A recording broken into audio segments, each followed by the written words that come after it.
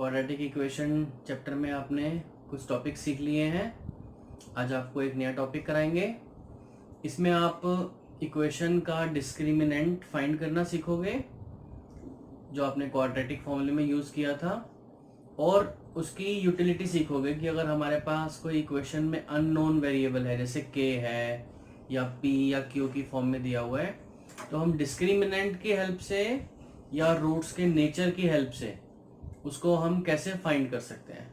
ठीक है, इक्वेशन दे रखी है x square plus b x plus c equals to 0, quadratic form है। इसमें हमने डिस्क्रिमिनेंट निकालना सीखा था इस फॉर्मूले से। अब d की वैल्यू पॉजिटिव भी आ सकती है, नेगेटिव भी आ सकती है, इक्वल टू 0 भी आ सकती है। तो तीनों में अलग अलग कंडीशंस हैं, आज आपको वो सिखाऊंगा। जैसे आपकी वैल्यू आ रही है d की 0 से ग्रेटर, तो उसमें आपने लिखना है रियल एंड डिस्टिंक्ट रूट्स। इसका बच्चों मतलब ये हुआ कि आपके पास जो आंसर आएगा वो रियल नंबर में से आएगा और दो अलग अलग आंसर आएंगे, जैसे दो अलग अलग फैक्टर्स आते हैं किसी भी इक्वेशन के। लेकिन अगर आपकी वैल्यू d इक्वल्स टू 0 आ गई तो उसमें आपने लिखना है रियल एंड इक्वल रूट्स। इसको बच्चों वो कोइंसिडेंट रूट्स भी कहते हैं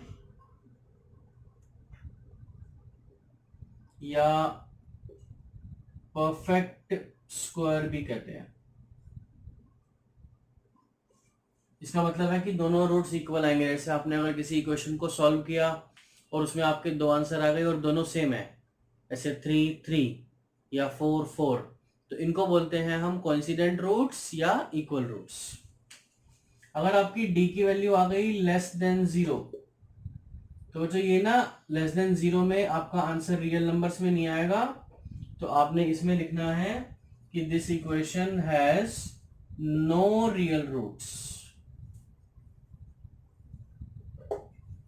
इस केस में आपको इसको फर्दर सॉल्व नहीं करना है, क्योंकि आपके जो कोर्स में है वो रियल रूट्स फाइंड करने के लिए है। जो हमारे पास नेगेटिव में आते हैं उनको बोलते हैं इमेजिनरी रूट्स, वो आप बड़ी क्लासेस में सीखोगे। ठीक है, अब मैं आपको इसके ऊपर कुछ क्वेश्चन कराता हूं। जैसे अगर आपको क्वेश्चन में दे रखा है कि रियल रूट्स लिखा है सिर्फ। अब रियल रूट्स तो बच्चों इसमें भी आ रहे हैं जब d की वैल्यू 0 से ग्रेटर आ रही है, और इसमें भी आ रहे हैं जब d की वैल्यू 0 के इक्वल आ रही है। अगर क्वेश्चन में सिर्फ ये मेंशन है तो आपने इसमें ये वाला साइन लगाना है कि d की वैल्यू 0 से ग्रेटर भी हो सकती है और 0 के इक्वल भी हो सकती है। नो रियल रूट्स का आपको पता लग ही गया है। सिर्फ इक्वल रूट्स लिखा होगा तो इक्वल टू 0 लगाना है, और रियल एंड डिस्टिंक्ट रूट्स लिखा हो यानी कि अलग अलग रूट्स होंगे तो आपको सिर्फ ये वाला साइन लगाना है। अब मैं आपको इसके ऊपर एक क्वेश्चन कराता हूं, फिर इस टाइप के आप क्वेश्चंस बुक में से प्रैक्टिस करोगे। ठीक है,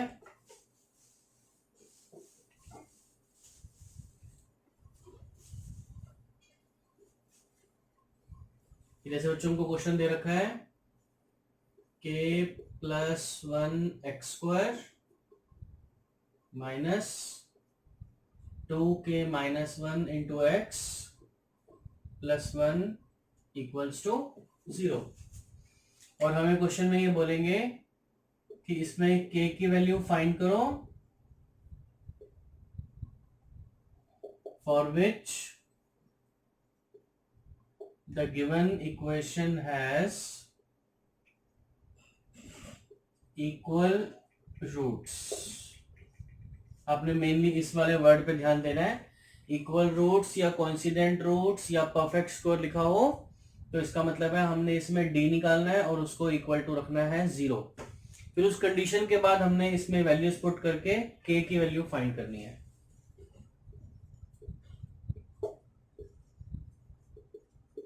तो बच्चों पहले हमने इस इक्वेशन को कंपेयर करना है स्टैंडर्ड फॉर्म से।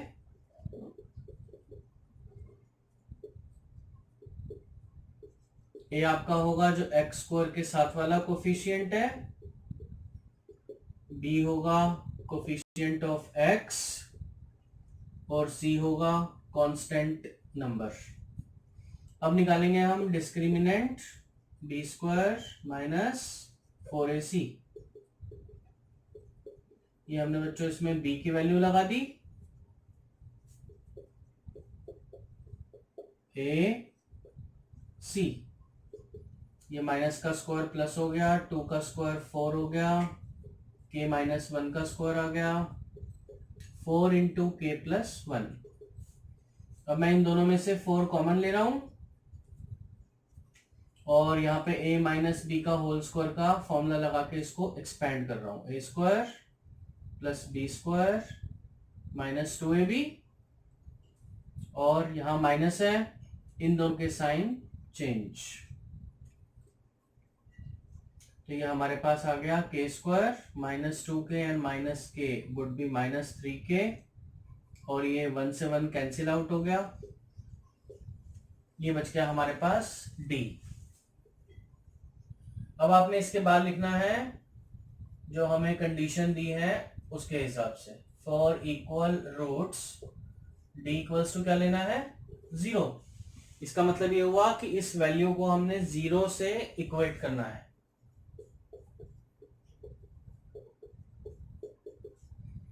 ये 4 तो वहां जाके डिवाइड कर देंगे तो 0 बन जाएगा, इसमें से k कॉमन ले लेंगे,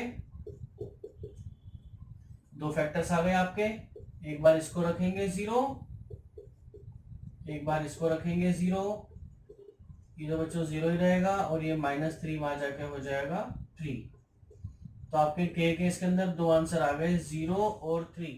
तो बच्चों आपने जब अगर 0 और 3 इन इक्वेशंस में पुट किया तो इसका मतलब ये हुआ 0 और 3 रखने के बाद जो भी ये इक्वेशन बनेगी और आप उसको सॉल्व करोगे तो उन दोनों के सेम आंसर आएंगे, सेम रूट्स आएंगे। तो यानी कि 0 और 3 के लिए इस इक्वेशन के इक्वल रूट्स माने जाएंगे। फिर आपने इस टाइप के जो है बच्चों क्वेश्चन सॉल्व करने हैं बुक में से, और आपको रियल रूट्स लिखा हो तो मोर देन और इक्वल टू का साइन लगाना है, ये ध्यान रखना है, ठीक है। और अगर इक्वल रूट्स लिखा हो या कोइंसिडेंट रूट्स लिखा हो तो आपने इसको इस मेथड से करना है, यहाँ पे इक्वल टू 0 लगाना है, ठीक है बच्चों।